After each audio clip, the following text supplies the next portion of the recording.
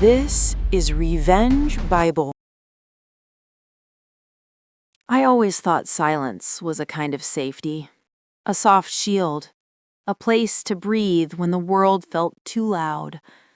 But on the night my family laughed at me across that polished oak dinner table, silence wasn't safety. It was the sound of something inside me breaking, quietly, cleanly, like thin glass under pressure. My name is Jasmine Carter. I'm 28 years old, and I lived in a household where your life always wanted to be dictated. Parent always wanted you to go in a certain route, but not willing to let you make something up for yourself. It always seemed like I was living my life for them and not me following my dreams and the things I was passionate about. It was always, Jasmine, you shouldn't be doing that. Oh, Jasmine might fail following that path. Those things parents do to try to condition your mind to a certain pattern. I still remember every detail of that moment with an uncomfortable clarity. The amber glow of the dining room chandelier, the gentle hum of the fridge in the background, the smell of roasted rosemary chicken, my mother's signature dish, and the faces of the people who claimed to love me, twisted in amusement as they mocked everything I had built. It started with my father. It usually did. He raised his wine glass, swirling it with that familiar air of superiority, and said in a voice loud enough for everyone to hear, "She left an actual job for a failed startup." Laughter erupted before the last word even settled in the air. My mother, my brother, my aunt, they all found humor in my struggle, my sacrifice, the sleepless nights I thought they might someday be proud of. They didn't know I had spent the last 2 years building something quietly, painfully, and desperately, hoping for even a fragment of support. I felt the sting behind my eyes, but I didn't blink. Not in front of them. Not anymore. Instead, I smiled. Small, controlled, almost serene. And I said the sentence that changed everything. Check the news update. There was a pause, thin, sharp, electric, forks hovering mid-air, conversations freezing, eyebrows lifting. My brother grabbed his phone first, and I watched his smirk slide off his face. Then my mother gasped softly. My father went pale in a way I had never seen before. Because there it was, on every major financial headline. My once failed startup had just been acquired for a valuation of $250 million. Not a pitch deck, not a rumor, a signed, sealed, finalized deal. They looked at me differently after that. Really looked, with shock, with disbelief, with something like regret simmering beneath their forced composure. But the truth no one at that table knew, this wasn't the beginning of my revenge. This was the ending. The real beginning started long before that dinner, on quieter days, lonelier nights, and in places none of them ever cared to look.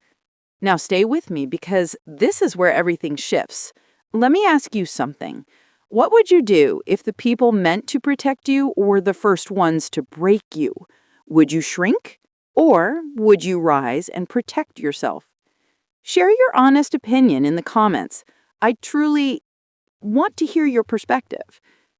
Here at Revenge Bible, we explore real psychological stories of betrayal and justice. Don't forget to like, share, and subscribe so you never miss our next emotional reckoning. My story began in smaller ways, long before that dinner table humiliation.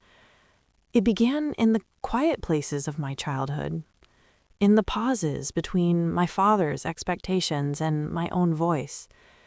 It began in the subtle ways my family taught me that love had terms and acceptance had a price. Looking back now, I can see it clearly. The signs were always there. I just kept choosing not to look. Growing up in the Carter household meant you learned early how to perform. You learned how to smile, how to stay small, how to keep your dreams modest so no one would call you delusional. My father was a man who believed in order and structure, in linear success. Respectable careers, he'd say, build respectable lives. Accounting, law, engineering, anything else was a distraction, an indulgence.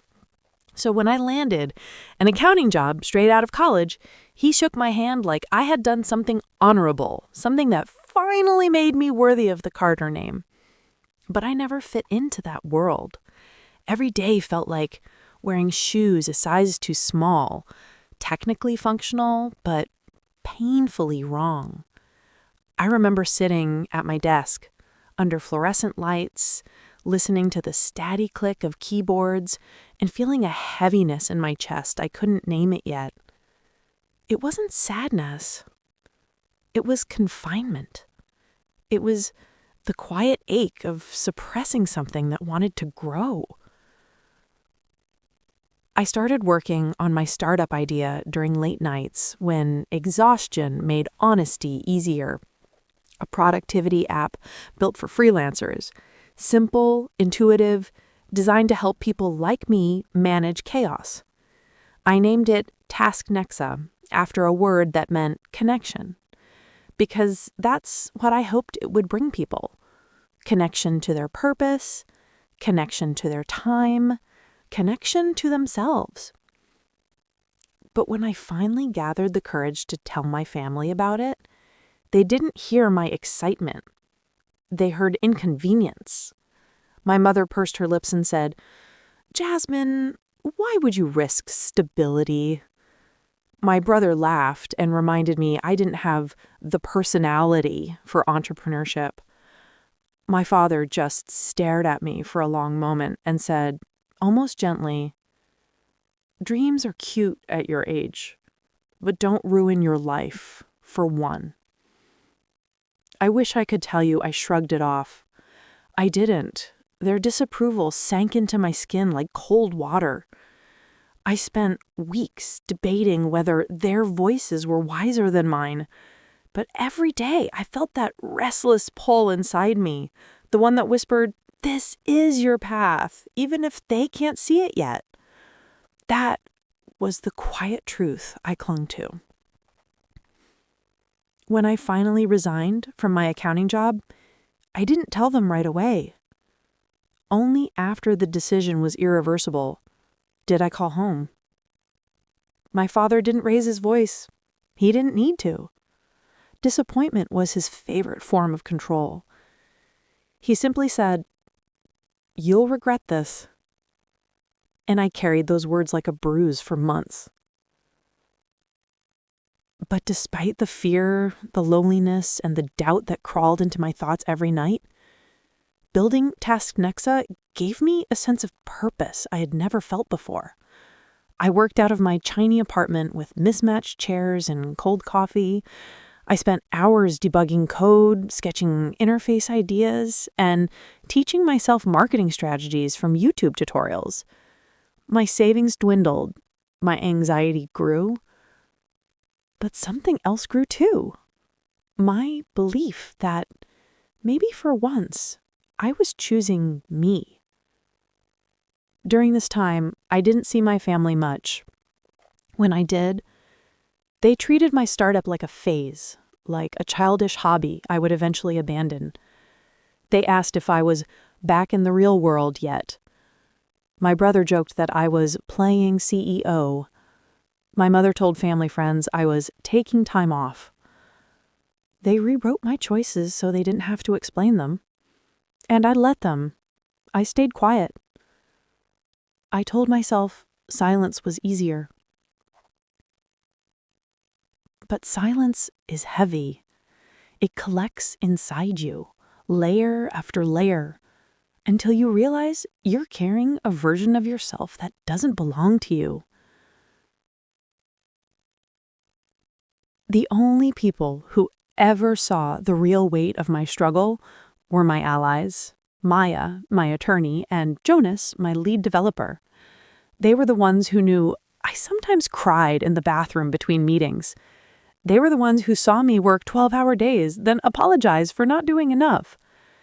They knew every flaw in the code, every financial scare, every small victory. They knew the truth. Task Nexa wasn't a fantasy. It was becoming something real. And maybe that's why I clung to it so desperately. Because in a world where even family doubted my voice, this little idea was the first thing that believed in me. The months passed in a blur of trial and error, hope and despair. Some nights I questioned everything. Other nights I felt a spark that reminded me why I started. And slowly, quietly, Task Nexa began to grow. Not fast enough for the world to notice, but fast enough for me to see the foundation forming. Still, every time my family dismissed my progress, a small part of me wondered if they were right. I hated that their approval mattered. I hated that my heart still shrank when my father sighed in disappointment. I hated how easily their words could make me doubt years of work. Yet through all of that, I kept going. Not because I was brave, not because I was confident, but because something deep inside whispered a truth I couldn't ignore.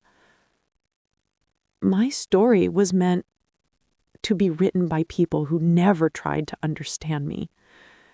And that single belief, quiet, stubborn, persistent, carried me further than any support they withheld. Betrayal doesn't always arrive with raised voices or slammed doors. Sometimes it comes as a smile, a joke, a moment so casual and ordinary that you don't realize it's cutting you open until much later, when the memory refuses to fade. For me, the betrayal wasn't a single strike, it was a series of small wounds that finally bled together on the night everything shattered. It began months before the infamous family dinner, long before they mocked me across that polished table. I'd finally reached what felt like a breakthrough with Task Nexa. Our beta testing had gone surprisingly well. Reviewers were praising the user interface, and Jonas and I were preparing for a potential investor pitch. For the first time in a long time, I felt hope stretching across my chest instead of tension. And for once, I wanted to share that hope with the people who were supposed to care about me. So I invited my family for coffee. Just a simple outing. Neutral ground. I thought maybe they would see me differently. Less of a reckless dreamer and more of someone who was trying, really trying to build something meaningful. But the moment I began talking about my progress, the air shifted. My mother smiled the stiff, polite smile she reserved for uncomfortable topics. My brother leaned back in his chair with that amused look he always carried whenever I mentioned my work. And my father, he just looked tired. Tired of hearing about my project, tired of pretending to take it seriously, tired of me choosing a life he didn't approve of. He said quietly, "Jasmine, we're happy you're doing what you feel is right, but let's be realistic. Apps fail every way. Why put your energy into something so uncertain?" I swallowed the sting and tried to explain. I talked about the metrics, the responses from early adopters, the potential growth. But every word seemed to deepen their skepticism. It felt like speaking into fog. Everything I said evaporated before it reached them. Finally, my brother chuckled and said, "You know, you'd be so much less stressed if you got a real job again. At least then you wouldn't be gambling your future on a hobby." A hobby. That word pressed against my ribs like a fist. But what hurt wasn't the ridicule. What hurt was the certainty behind it, the way they had already decided who I was. Fragile, naive, incapable of achieving something beyond the ordinary. They didn't see my effort. They didn't see my sacrifice. They didn't see me. After that coffee outing, something inside me cooled. Not anger, something colder. Distance. A quiet knowing that no matter what I achieved, they would find a way to belittle it. But even that didn't prepare me for what came next. 2 weeks before the acquisition announcement, I found out that my father had been telling extended family members that I was burning through savings and might need help soon. My aunt called me out of concern, asking if I needed to move back home temporarily. That was how I learned they had created an entire narrative about me, a narrative where I was failing so spectacularly that I needed rescuing. I confronted my father gently, trying to understand. His response? He sighed and said, "I'm just being realistic. Someone has to be."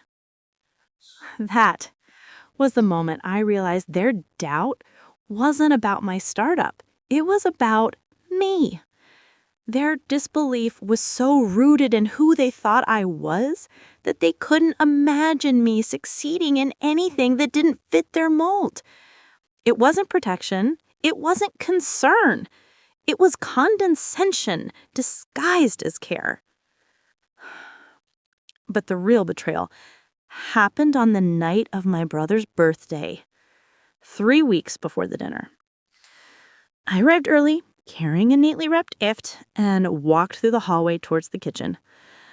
I wasn't trying to eavesdrop. I just happened to be there at the wrong moment. Their voices drifted through the doorway. My family, standing together, talking about me like I wasn't a living, breathing person with ears and a heart. My mother said, "I just wish she'd settle down and stop chasing fantasies." My aunt added, "It's honestly embarrassing. People ask what she does, and I don't know what to say."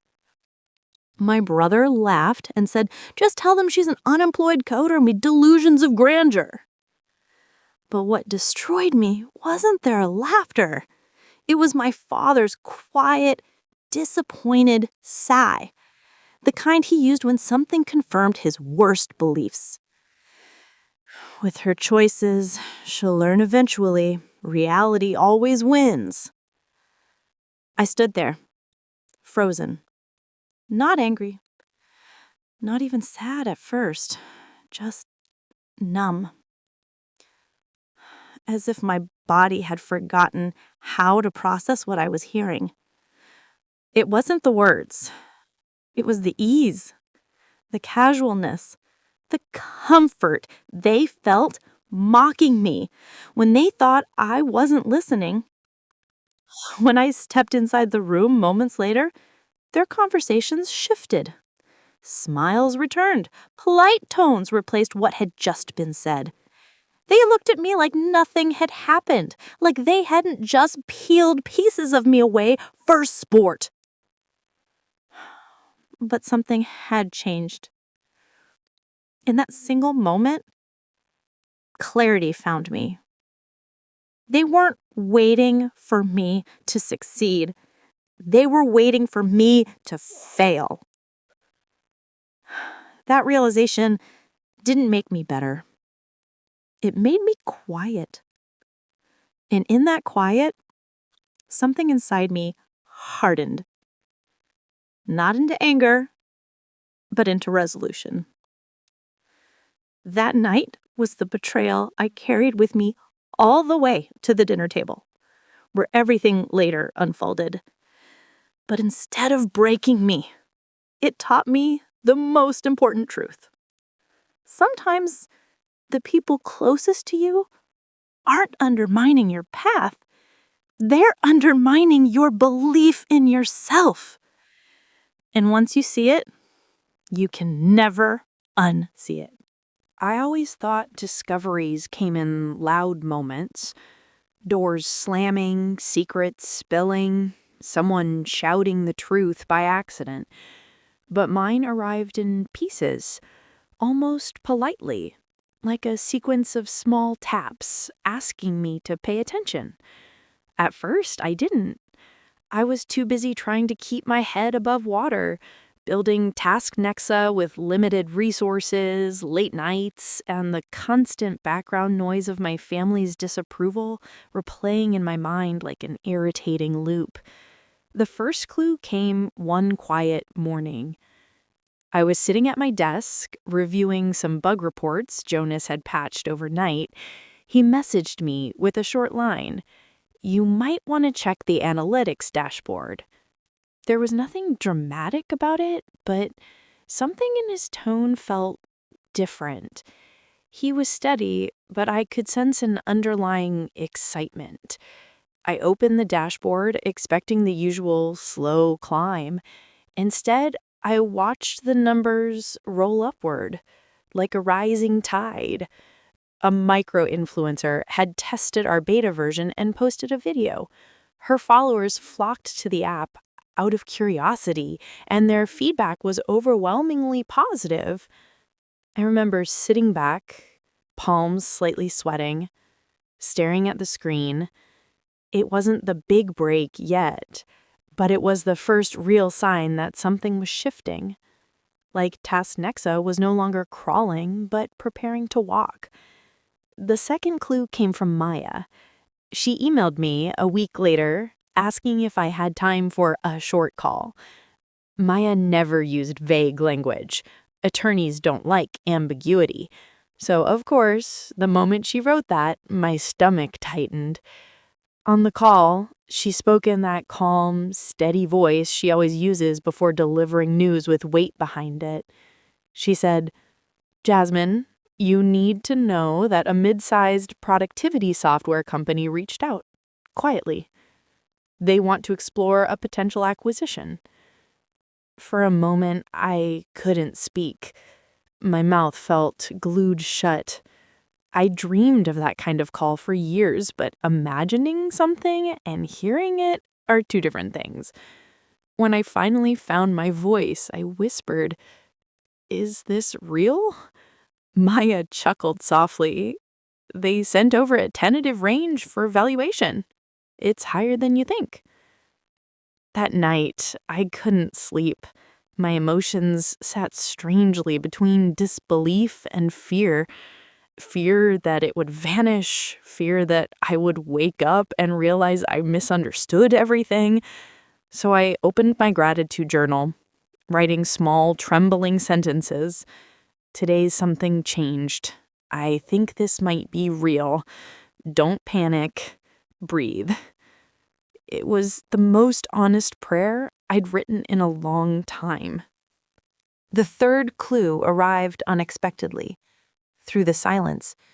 My family had no idea that anything was happening, and I kept it that way. Silence became my armor. Whenever my father mocked my little laptop hobby, I stayed quiet. Whenever my mother asked passive-aggressively if I had considered real employment, I nodded politely. My brother joked once that I was funded by delusion. I didn't reply. I let him think what he needed to think. Not out of spite, out of strategy. But in those moments, I felt something inside me settle. The anger I used to feel didn't flare up anymore. Instead, I carried a calm certainty, something I'd never experienced before. I knew something they didn't. And for once, that secret didn't feel like a burden. It felt like protection. The fourth clue came wrapped in numbers and legal language. Maya forwarded a document with the subject line, "Draft Acquisition Proposal." Inside was the valuation, $250 million. My breath left my body in one sharp exhale. I replayed the moment over and over. The number on the page, the weight of it, the reality that the company they mocked wasn't just surviving, it was ascending. I stared at the document for a long time before calling Jonas. He answered on the first ring. I didn't even speak at first. I just let out a shaky laugh. "It's real," I finally said. "It's really real." He didn't shout or celebrate loudly. Instead, he whispered, almost in awe, "You did it, Jasmine." But I corrected him. We did it. From that day, every small detail felt different. Emails read differently. Meetings felt more purposeful. My steps carried a quiet strength. I knew I was walking towards something monumental, even if no one else could see the path. But the biggest discovery wasn't the valuation. It wasn't even the fact that an acquisition was unfolding behind the scenes. The real discovery came from realizing how deeply my family's mockery had shaped me and how ready I was to detach from it. One evening, as I prepared updated financials for Maya, I paused. I realized I no longer needed my family's approval, validation, or applause. The hole I'd spent years trying to fill, the one their disappointment carved out, had finally closed. Not through revenge, not through success, through my own clarity. What I discovered was this. They weren't wrong about me because they lacked faith. They were wrong because they lacked vision. And that was the moment I knew the family dinner would be different. Not because I planned to throw the truth in their faces, but because the truth was about to outgrow the room. My discovery wasn't just about task nexa. It was about myself, my strength, my silence, my evolution. And I realized I was no longer the one being judged. I was the one holding the story they would soon have to face. The moment I realized the acquisition was no longer just a possibility, but a near certainty, something inside me shifted. Not dramatically, not with fireworks or adrenaline. It was quieter than that, like a soft internal click, the feeling of a puzzle piece finally finding its place. For years, I had been reacting to my family's assumptions, absorbing their criticism, trying to prove my worth in ways they could measure. But now, for the first time, the proof existed without their permission. And I didn't need to parade it. I just needed to be ready for when the truth stepped into the light on its own. That became the foundation of my plan. Calm readiness, not retaliation. While Maya handled the legal side, I focused on strengthening Task Nexa's internal structure. If the acquisition was going to happen, I wanted to make sure every detail was airtight. I started my meeting with Jonas every morning, both of us sitting in my small home office, coffee cups between us, whiteboard markers in hand. We mapped out every component of our platform. Not to impress anyone, just to ensure we weren't missing anything that could jeopardize the final evaluation. Those mornings were grounding. No noise, no interruptions, no outside voices telling me what I should or shouldn't be. Just two people who believed in something, building it piece by piece. Jonas would tap his pen on the table when he thought deeply, and I'd write my to-do lists on the margins of my journal. It felt intimate in the sense of shared purpose, not romance, like we were architects shaping the future brick by brick. After our fourth morning session, Jonas looked at me thoughtfully. He said, "Are you nervous about the announcement?" I paused. Not nervous. More balanced. like I've been preparing for this in ways I didn't understand. He nodded, his expression softening. He said, "You're more ready than you think." My plan didn't involve confronting my family or crafting some dramatic reveal. That would have meant giving them power, centering them in a story they never cared to understand. Instead, my plan was simple: secure the acquisition, protect my team, and let the truth surface naturally when the news broke. If my family found out during dinner, then fine. If not, the world would inform them soon enough. Still, I had to prepare emotionally for the family dinner my mother insisted on hosting. She called it a bonding night, but everyone knew it was just an opportunity to compare accomplishments and critique whoever wasn't performing to the family standard, usually me. This time, though, I chose not to dread it. The dinner wasn't a confrontation, it was simply a date on the calendar, a place where they expected me to arrive small, but where I would show up whole. Part of my preparation involved grounding myself mentally. Every night, before bed, I wrote in my gratitude journal.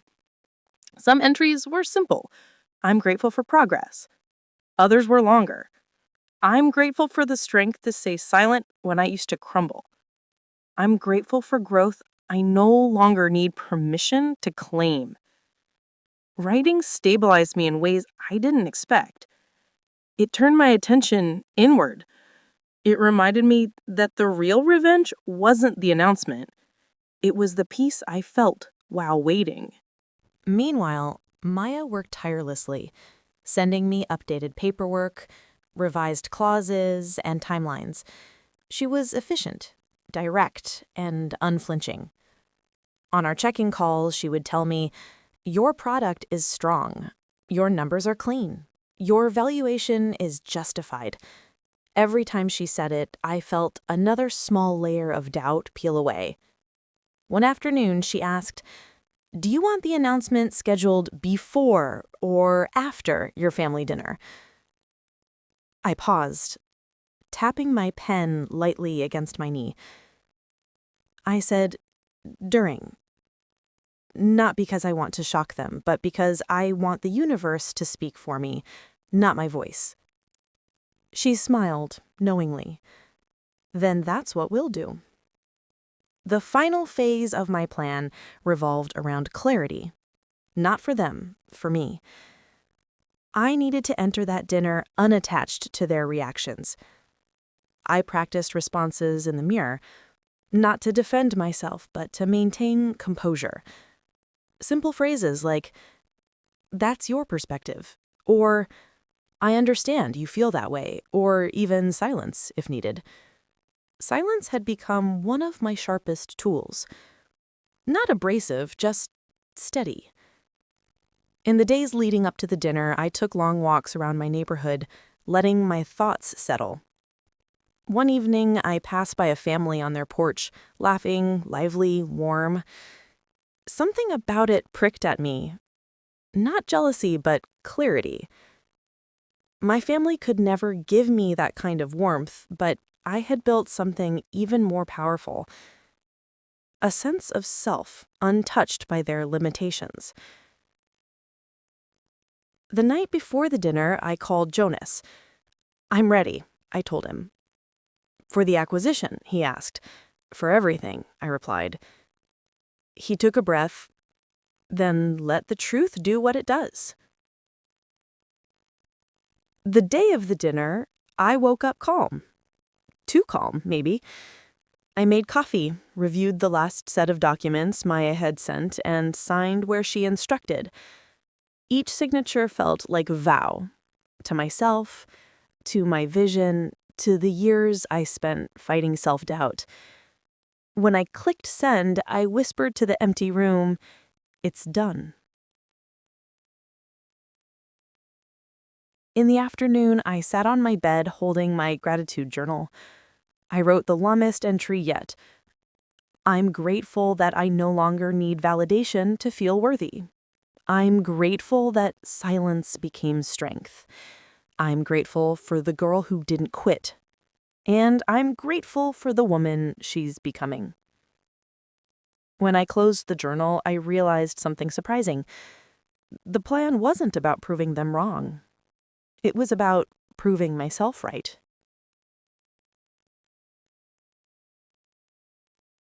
As I stood in front of the mirror, adjusting my clothes, smoothing the fabric, I didn't see the girl my father mocked. I saw someone who survived humiliation, uncertainty, exhaustion, and kept moving. Someone who built something impossible piece by piece. Someone who didn't wait for applause.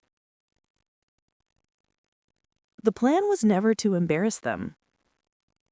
The plan was to honor myself.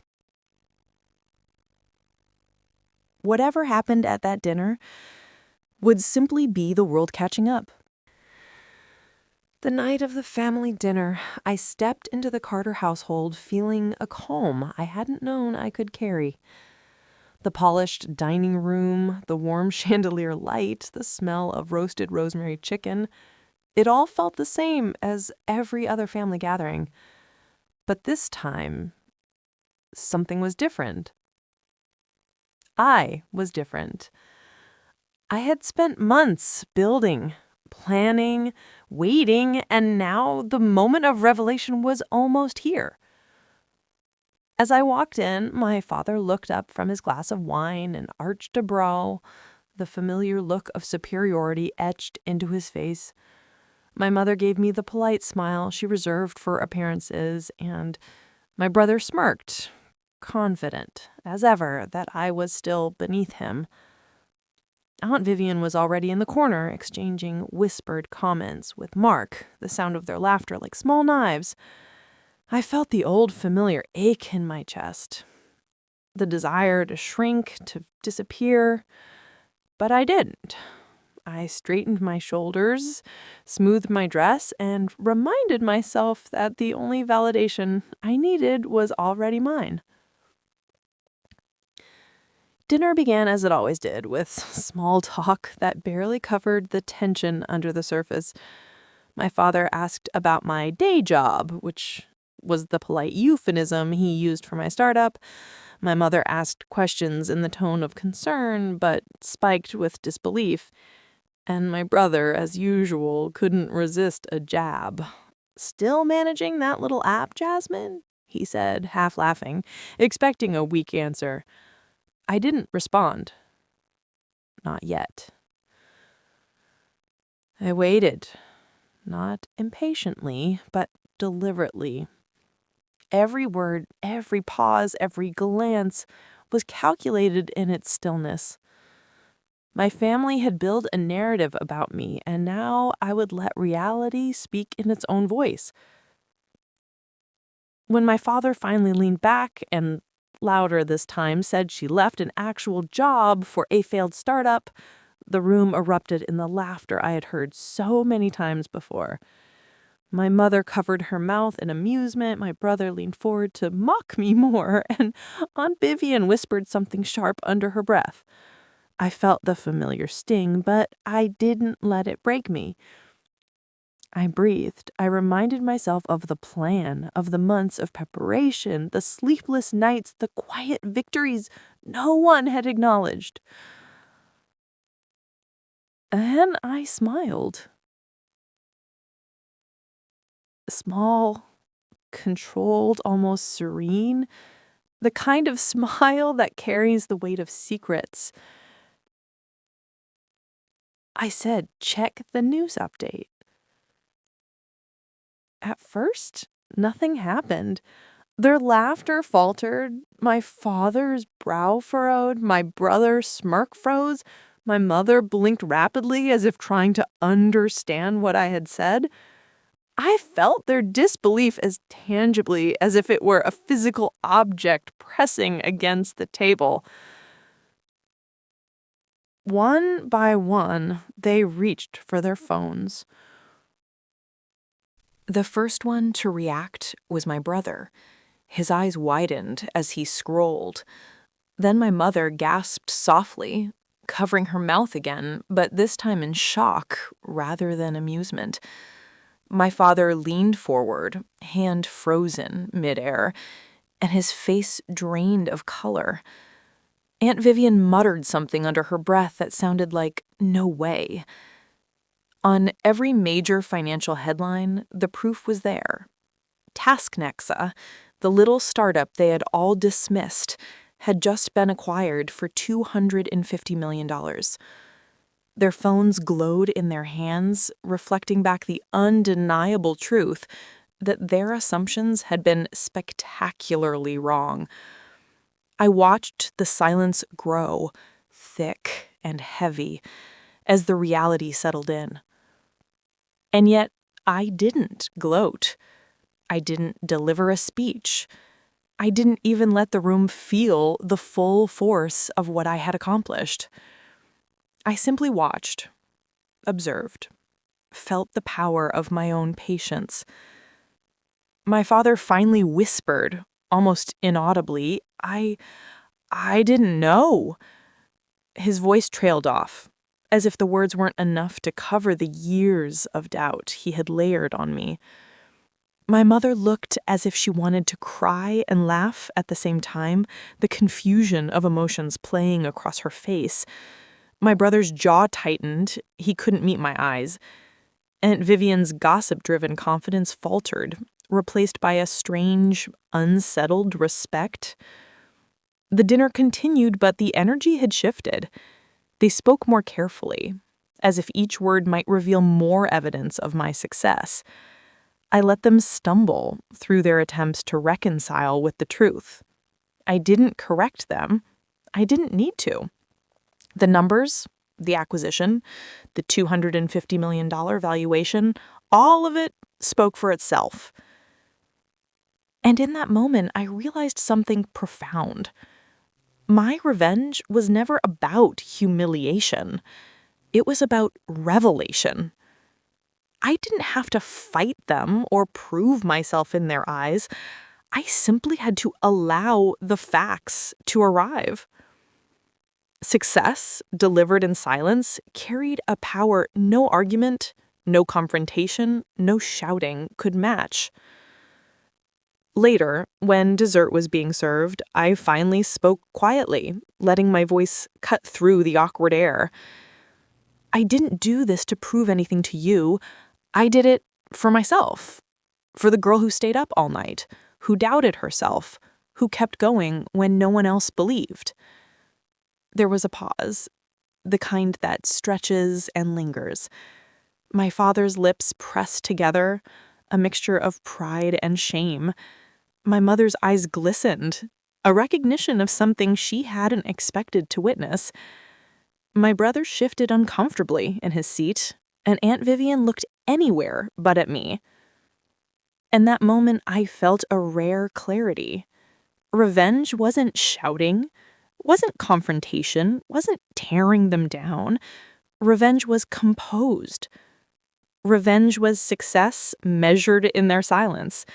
Revenge was the quiet satisfaction of knowing that I had not only outgrown their disbelief, but I had also outpaced their expectations entirely. As I left the dinner later that night, my journal in my bag, I reflected on everything that had led me here. The betrayal, the doubt, the quiet months of preparation, the plans that had unfolded exactly as I intended. I felt lighter than I had in years, free in a way that no confrontation could have granted me. My victory wasn't public spectacle, it was moral, psychological, complete. I knew I had done more than prove them wrong. I had proven myself right. And in that proof, I found something greater than revenge. Peace. After that night, I understood something I wish I had learned years earlier, that betrayal is never the end, unless you allow it to be.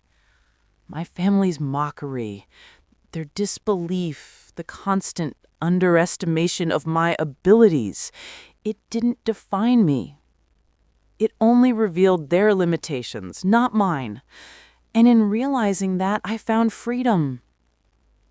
freedom from their opinions, freedom from doubt imposed by others, and most importantly, freedom to pursue my vision with unwavering focus. Revenge, I discovered, isn't always about payback. Sometimes it's power. The quiet, steady power of knowing your worth, of taking control of your narrative, and refusing to let anyone else write the ending. While my family laughed, I worked. While they dismissed me, I built.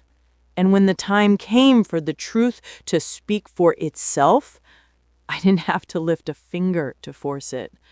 Success delivered the message with precision, clarity, and finality.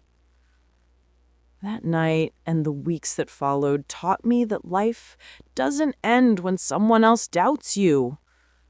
The story isn't over simply because others attempt to dictate its ending.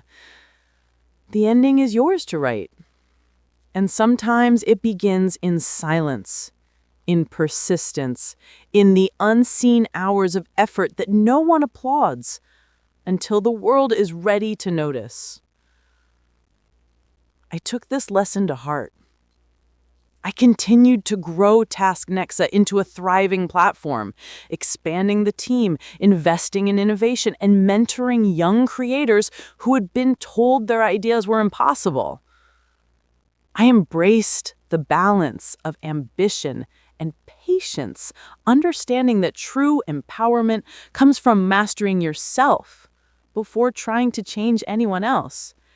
And in every decision I made, I carried the quiet knowledge that no one else could define my value. Revenge had helped me survive the storm. It wasn't the humiliation of my family that fueled me. It was the clarity of what I could achieve without their approval. Every contract I signed, every new user who joined, every milestone reached was a testament not just to my persistence, but to the inner strength forged through betrayal. It reminded me that the greatest victories are the ones that leave you unbroken, even when others hoped you would be. Now, as I look back on the journey, I see more than just a startup turned $250 million success. I see growth, resilience, and transformation. I see a woman who refused to let others' narrow expectations dictate her life. I see someone who understood that composure and patience and strategic action are the most powerful forms of justice. And that woman is me, Jasmine. I am the girl who left a steady job, the woman who weathered doubt, the entrepreneur who turned whispers of failure into headlines of triumph. My comeback was not loud, not chaotic, but deliberate, unwavering, and deeply personal.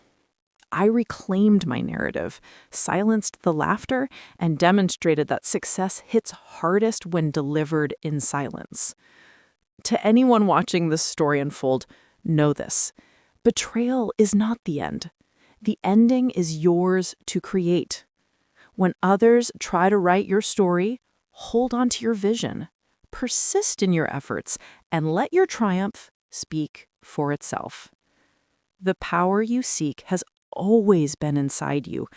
You only need to believe it, cultivate it, and act. Now, let me hear from you. Have you been in such a situation where the people you believed should be your biggest cheerleaders and support became the ones tearing down your confidence and making you doubt yourself? How did you handle the situation? What did you do?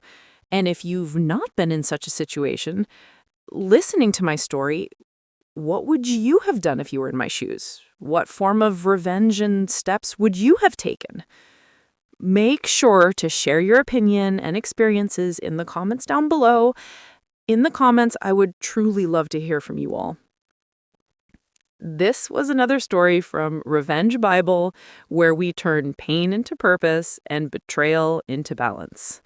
Subscribe and join us for the next transformation.